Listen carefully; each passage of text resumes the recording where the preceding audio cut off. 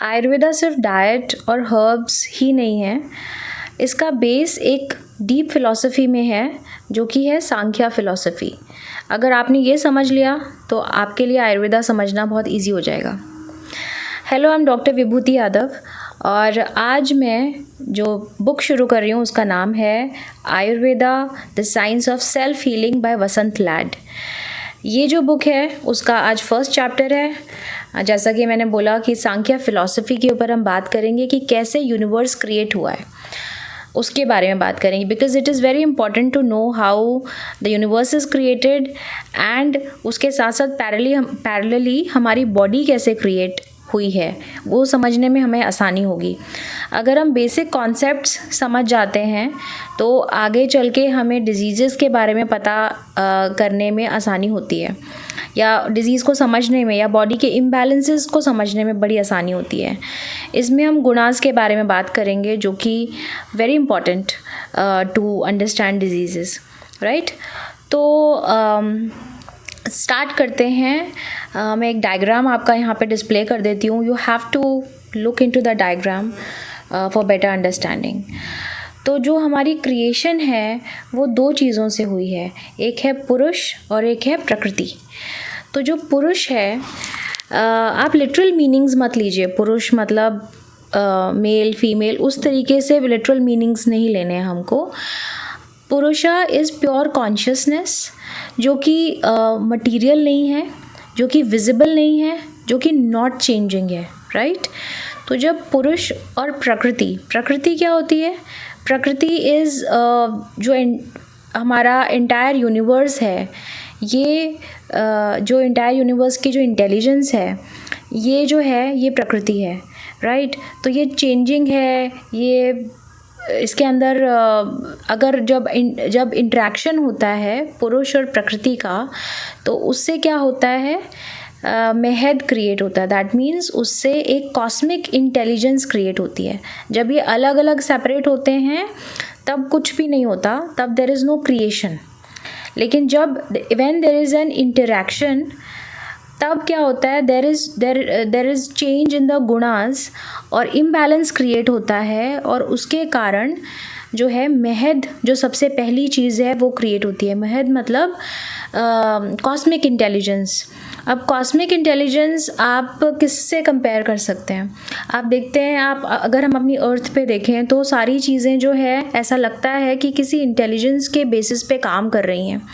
ऐसा तो नहीं है सब कुछ ऐसे ही होए चले जा रहा है। हमारी बॉडी को भी आप देखेंगे तो इसके अंदर भी एक इंटेलिजेंस काम कर रही है ना। हार्ट पंप करता है, ब्लड पूरा सर्कुलेट होता है पूरी बॉडी के अंदर। वैसे ही यूनिवर्स के अंदर भी जो प्लैनेट्स हैं वो कैसे रिवॉल्व करते हैं। तो there is a pattern, there is an intelligence. तो जो इंटेलिजेंस है वो महद है, ठीक है। अब इसके बाद आता है अहंकार या ईगो। इसके बाद ये क्रिएट होता है।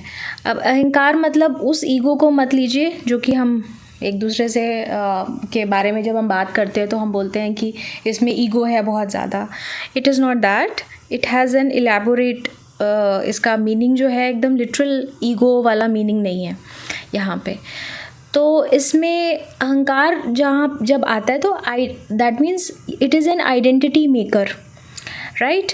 आइडेंटिटी मेकर मतलब ये होता है कि जब कॉस्मिक इंटेलिजेंस बन गई आपके यूनिवर्स में, तो उसके बाद कुछ आइडेंटिफिकेशन तो चाहिए ना, चीज़ों का आइडेंटिफिकेशन की सारी ये चीज़ ऐसी है, पहाड़ अलग होते हैं, नदियाँ अलग होती हैं, है ना। तो वो अहंकार क्रिएट करता है। अब अहंकार जो है वो 3 तरह के गुणों से बना हुआ है, दैट इज़ सत्व, रजस और तमस। जो सत्व है उससे जब वो डोमिनेंट फॉर्म में होता है तो वो 5 सेंसेस बनाता है, 5 मोटर ऑर्गन्स बनाता है और माइंड बनाता है। जो रजस है, रजस जो है वो सिर्फ मूवमेंट क्रिएट करता है और फंक्शनिंग पावर होती है उसकी, तो वो क्रिएट करता है, एनर्जी इनर्शिया देता है। और जो तमस है वो पंच महाभूत बनाता है। तो अगर हम इसको ह्यूमन बॉडी से कंपेयर करें अगर, तो सत्वा जो है वो जो 5 सेंस ऑर्गन्स बना रहा है, that is ear, skin, eyes, tongue, nose. और जो 5 मोटर ऑर्गन्स हो गए वो हो गए mouth, hands, feet, reproductive organs और एक्सक्रीटरी ऑर्गन्स। और माइंड जो है वो that is the manager and it has thinking and doubting जो है एबिलिटी, या फिर ये इन्फॉर्मेशन को प्रोसेस करता है। ठीक है, तो अब what is the difference between mind and ego? तो if you see a sweet, अगर मैं इसको अभी थोड़ा सा ह्यूमन बॉडी के हिसाब से समझें, तो if you see a sweet, तो जो माइंड होगा वो बोलेगा कि this looks tasty, should I eat it. तो यहाँ पे वो एक थिंकिंग और डाउटिंग जो है वो माइंड कर रहा है। ईगो क्या बोलता है? I want it and this is for me, right? तो जब आप ये सोचते हैं ना कि this is for me and I want it, I जब आता है दैट इज़ ईगो। और माइंड जो है वो सिर्फ और सिर्फ थिंकिंग और डाउटिंग करता है या इन्फॉर्मेशन को प्रोसेस करता है, तो वो माइंड कर रहा है। जब ये चीज़ें आपके दिमाग में हो रही हैं तो वो कौन कर रहा है?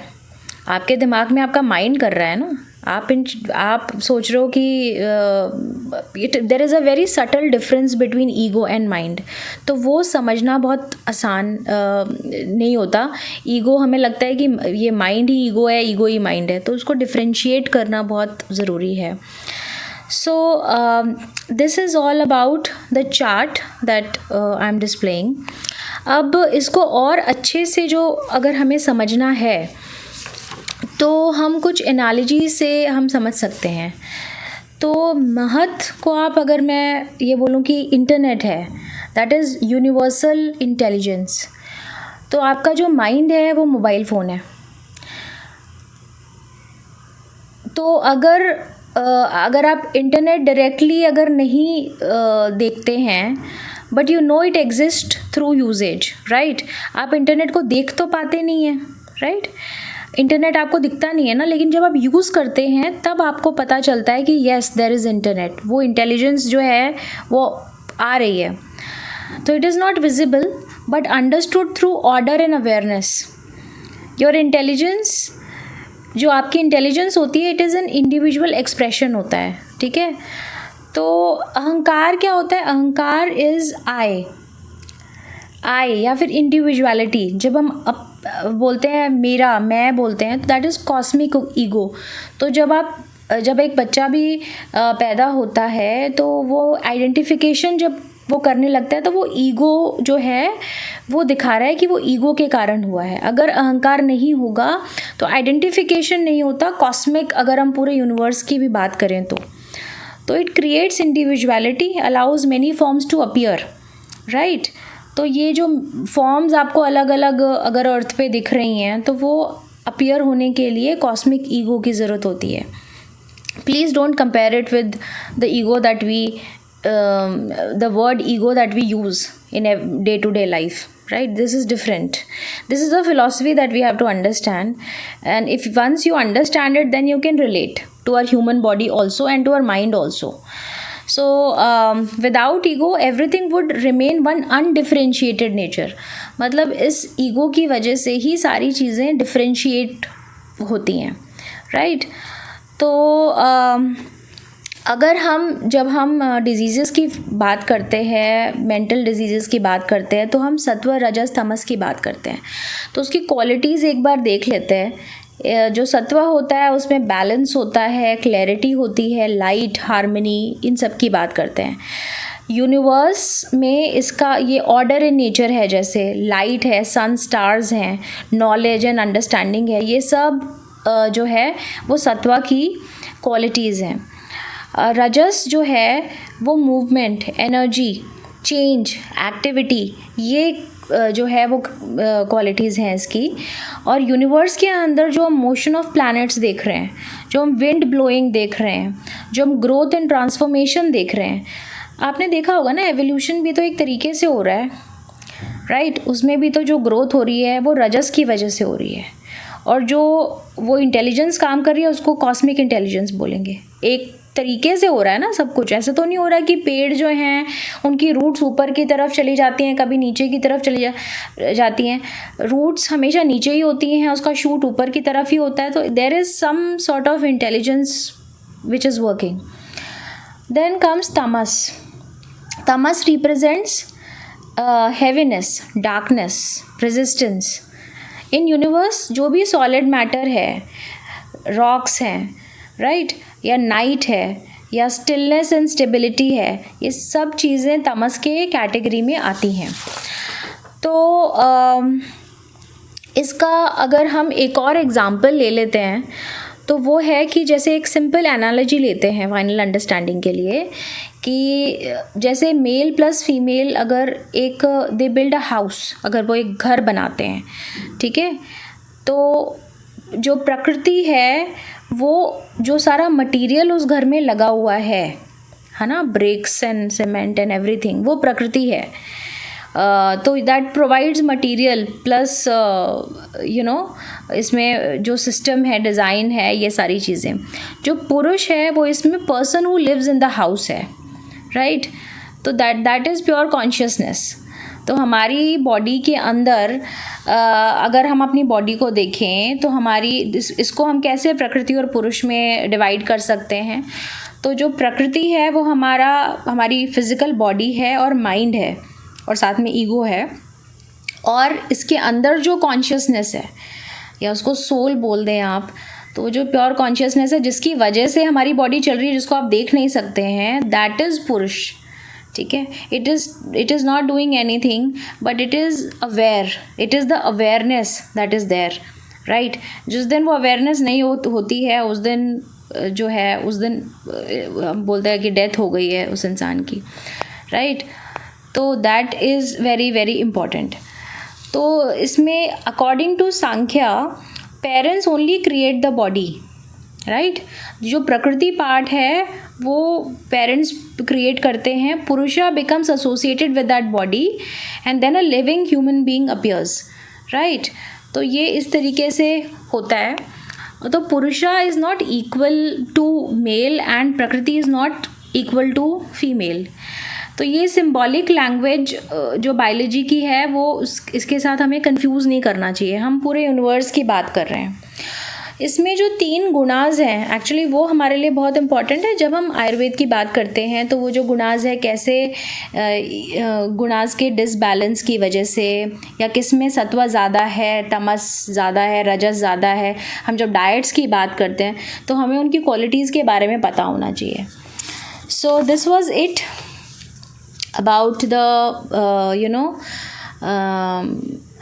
how the universe is created according to Sankhya philosophy, कि कैसे ये बना है। अब ये एक अलग तरह की फ़िलॉसफी है। It is not that you have studied may be in science books. ये थोड़ी डिफरेंट है और इसको समझने के लिए आपको एक दूसरा माइंडसेट चाहिए। तो I hope I am able to explain you. अगर आपके जो भी डाउट्स हैं तो आप कमेंट सेक्शन में मुझसे पूछ सकते हैं। And if you like this video तो आप इसको थम्स अप कीजिए and subscribe my channel. Next Saturday को हम दूसरे चैप्टर की शुरुआत करेंगे। Thank you so much for watching. Thank you.